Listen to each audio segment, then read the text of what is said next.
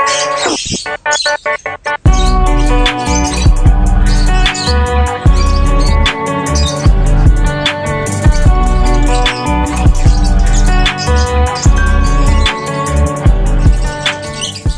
guys, good afternoon. Kumusta po kayo? Panibagong araw at buhay na naman. Kaya for today's kwentuhan po natin ay muli na naman tayong nandito sa ating ibunan na yan. Kung mapapansin nyo guys, so, napaka-presko na ng area natin dahil palubog na po yung araw.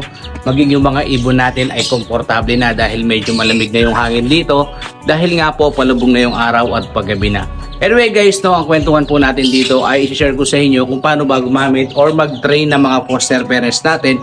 Dahil alam naman po natin kung gaano kalaking tulong yung mga ginagamit po natin na fostering parents, lalo na kung wala ka naman incubator.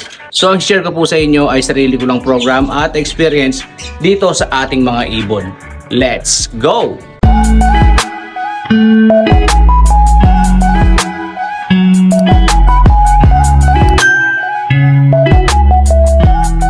Let's go guys, muli na naman tayong papasok dito sa ating colony. Pero sandali lang po ay sisindihan muna natin itong ilaw dahil medyo madilim na dito sa ating colony. Kasi nga po palubog na yung araw, nandun na, kaya medyo madilim na dito sa ating colony.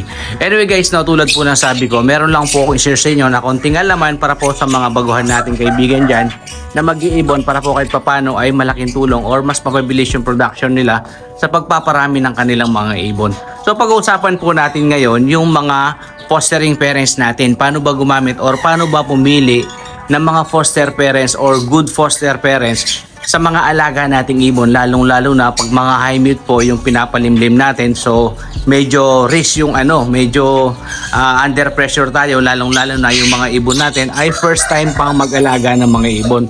So pagdating po sa kaso na gayon, pag first time po yung mga foster parents natin ay kailangan muna natin silang i-test breed. Paano po ba yung test breed na ginagawa natin ngayon? So meron akong iilang foster dito na ginagamit, actually under pa sila, tinetest breed pa natin kung talagang magaling silang maglimlim or magaling silang bumuhay ng mga ina. Kaya mamaya guys, ipapakita ko sa inyo yung mga ginagamit natin or yung tinetest breed natin na bagong pang foster. Kasi nga po yung mga ibang pang foster natin ay medyo tawag dito, medyo matanda na po sila, nagkakal na sila. May tendency po kasi na hindi natin masasabi yon pagdating ng araw, maninira sila or hindi na sila maglililim na maayos. Kaya nagre-ready lang tayo para sa mga kapalit nila. So nag-set tayo ng dito. Meron na akong sinet dito na bagong foster parents natin na kasalukuyan natin i-test breed kung magaling nga silang bumuhay or marunong po silang maglimlim. So ang i-share ko po sa inyo guys, no, ay konting kaalaman lang po base po sa experience ko, at ang content po na ito ay special content po para po sa mga kaibigan po natin na baguhan po pa lang sa pag-iibon at wala pa po masyadong idea pagdating po sa mga foster parents natin na ginagamit po natin dito sa mga ibon natin. So paano ba pumili ng mga ng mga pang foster parents or yung magaling na foster parents or yung meron tayong assurance na pure gender yung mga ginagamit natin na pang foster? Kasi sayang nga naman kung ipapa-DNA natin sila tapos gagamitin lang natin silang pang foster. So medyo nakakapanghinayang, lalong-lalo na kung yung mga ibon po natin ay mga low mute lang. So para sa akin, meron ako naisip na idea na gusto kong i-share sa inyo. Pagdating po sa mga foster parents natin, actually kahit anong mutation yung gamitin mo, depende na lang po sa inyo kung ano yung gamit mo. Mas maganda po kasi kilatisin natin mabuti yung ibon, lalong-lalo na yung gender nila. So ano ba yung gender nila? Napakalaking pong tulong kasi pagdating sa gender nila, kasi pag once na ginamit na natin sila or sinet na natin sila sa breeding cage, pag hindi compatible or hindi match yung gender po nila, ay meron po tendency na hindi sila mangingitlog, lalong-lalo na kung same po silang lalaki. Pero kung same naman silang babae, mangingitlog po sila. Para sa akin, sa experience ko, ay pwede rin po yun dahil nasubukan ko na pong ginamit yung pang poster natin dito sa mga ibon natin na same hen yung pang poster natin. Pero tulad po na sabi ko, para may assurance po tayo na pure gender yung gagamitin natin na pang poster, mag-set po kayo ng ibon na opaline cock, tapos yung pair niya is normal lang. Doon pa lang po yung mga anak nila, dahil yung mode of inheritance po ng mga opaline is sex-linked, yung magiging anak po nila ay babae at saka lalaki na. At makikita na po natin, meron silang mga visual sign na makikita na po talaga natin yung lalaki at saka at babae pagdating po dun sa parisan natin ngayon. Kaya dun pa lang po ay malalaman na natin kagad at pwede na po natin gamitin yon.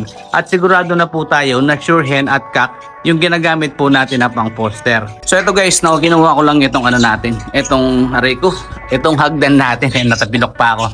So meron lang akong gustong i-share sa inyo. Dito meron tayong naka-plies na Desino, split ino, tapos yan, split dan, split opa, tsaka yung half cider na galing kay Parin Ponyo, naka-plies lang sa dito. Ang gusto kong i-share sa inyo guys, itong dalawang green fisher na yan, na normal. So ito pong dalawang green fisher na to ay sure hen na po yan, galing po yan kay Mang Boy, sa kaibigan natin dito sa Florida Blanca rin. Hiningi ko po yung ibon na yan dahil kailangan ko po sila. Tulad po na sabi ko, yung mga pang poster po na ginagamit natin ngayon ay matatanda na at meron tendency na magloko na sila. So nagre-ready po tayo.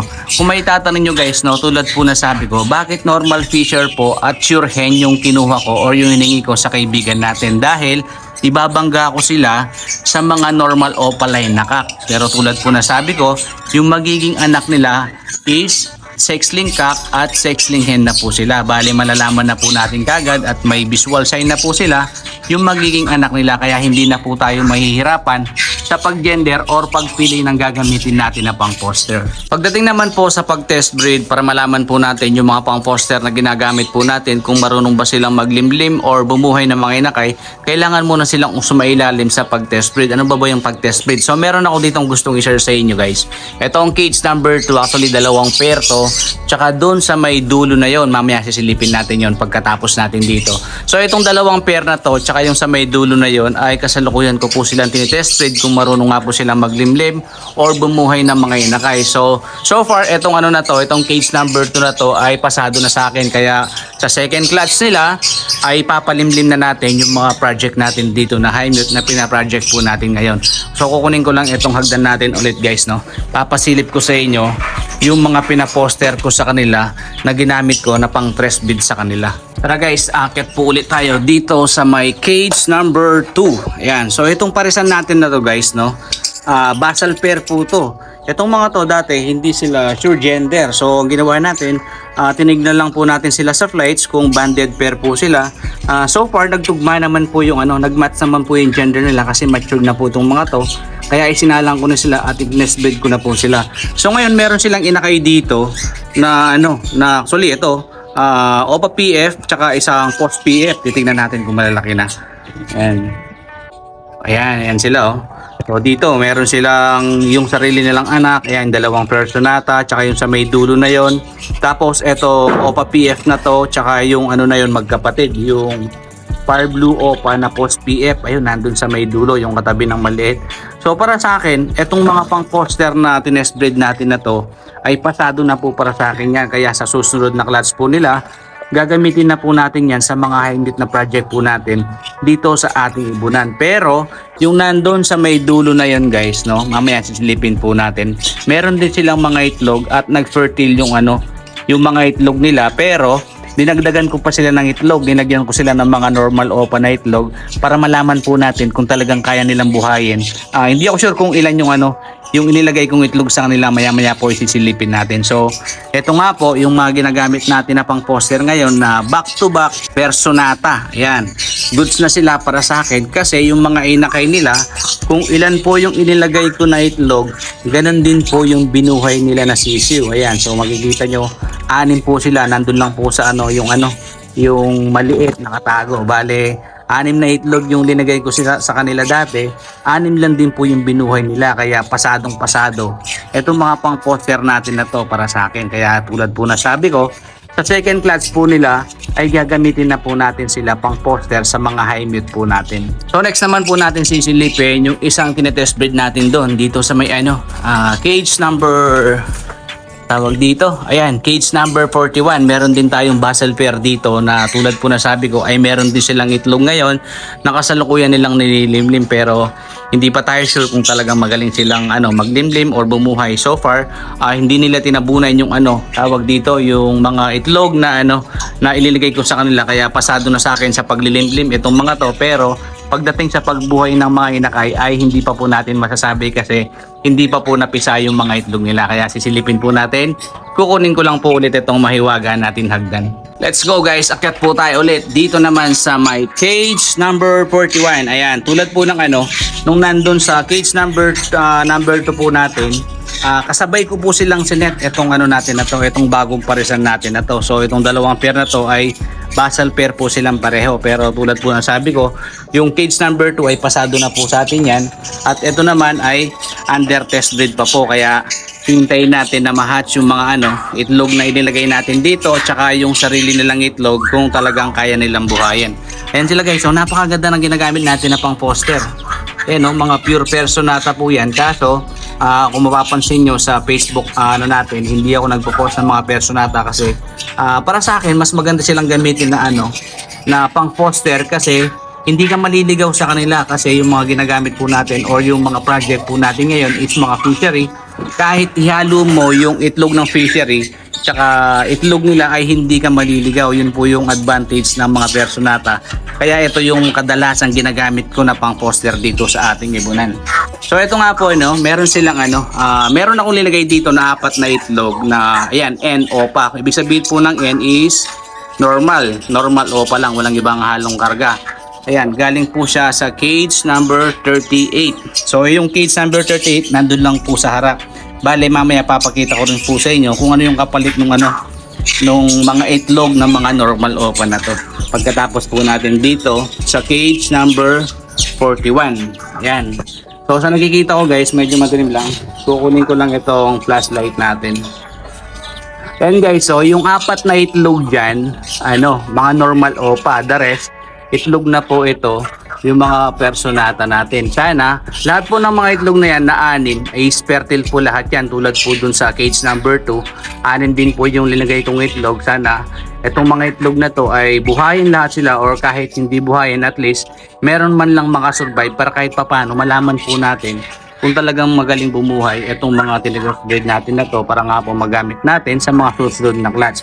So yan guys, so yung mga itlog po na yan ay fertile po lahat, dalawang Personata at saka normal opa. So hintayin natin, nag-late po sila nung March 28 siguro sa dahil nasa 21 to 22 days bago ma-hatch yung mga itlog. Siguro mga April 20 ma-hatch na tong mga to, kasi kaya ko linagay dito, sakto naman magkasabay silang nag-egg dito sa cage number cage number 38. So dito guys, nandito na tayo sa baba. Ito nga po yung mga itlog ng normal opa. Galing sila dito sa cage number 38. Pero pinalitan ko sila ng itlog. Meron silang itlog ngayon na pinalimlim ko. Ito yung itlog ng mga natin, na project natin. Itong mga breeder natin na pang poster na to, back to back opa, ay proven and tested ko na po ito. Kaya dito ko sila nilagay, tsaka sakto yung date nila, April 2. Itong makuha natin, so hindi ganun kalayo yung pagitan nila, kaya pwede pang ipaposter dito sa mga back-to-back opa natin. So meron silang nililimlim dito na na 4 na itlog. Medyo malabo lang po yung pagkasulat niya. Tapos lahat ng itlog na to galing sa cage number 8 sa mga project aqua opa dan natin. Saka yung mga 4 na itlog na to is fertile po lahat. So sana mapisa lahat at mabuhay, and sana merong mag-visual opa dan aqua dito sa mga project natin, kasi etong mga to meron ng mga kapatid na dun sa yung pinakita ko doon sa previous vlog natin na malapit na rin pumaba. So ito guys, yung cage number natin, tinagal na po natin yung mga itlog dito kasi magdadalawang linggo na. Nakita na po natin, nag-candle na po tayo nung isang araw. 4 po yung itlog nila at 4 din po yung fertile. Ayan, so yung cage number 8 na to na project po natin na aqua opa dan ay nandun na po yung mga itlog nila sa cage number 38. So yun lang guys, yung konting kaalaman na gusto kong i-share sa inyo pagdating po sa mga pang-poster na ginagamit natin dito sa ating mga alagang ibon. Sana kahit papano meron ako na itulong na impormasyon sa inyo sa paggamit or pagpili ng poster parents dito sa mga alaga nating ibon. Anyway guys, maraming salamat po muli sa pagkikipagkwentuhan sa akin. Sana po muli kayo nag-enjoy sa mga alaga nating ibon, at sana po kahit papano meron ako na itulong na impormasyon pagdating po sa mga alaga nating ibon. At para naman po sa mga viewers natin dyan na gusto magpa-DNA ng mga alaga nating ibon, ay i-attach ko po muli dito sa screen natin yung Facebook account ko. i-PM nyo lang po ako at schedule natin yung pag-visit dyan sa aviary nyo. At para naman po sa mga viewers natin dyan na baguhan po pa lang sa ating channel, ako po ay patuloy na humihingi na suporta sa inyo. Please subscribe guys and click the bell button para updated po sila lagi sa mga susunod nating video. Goodbye!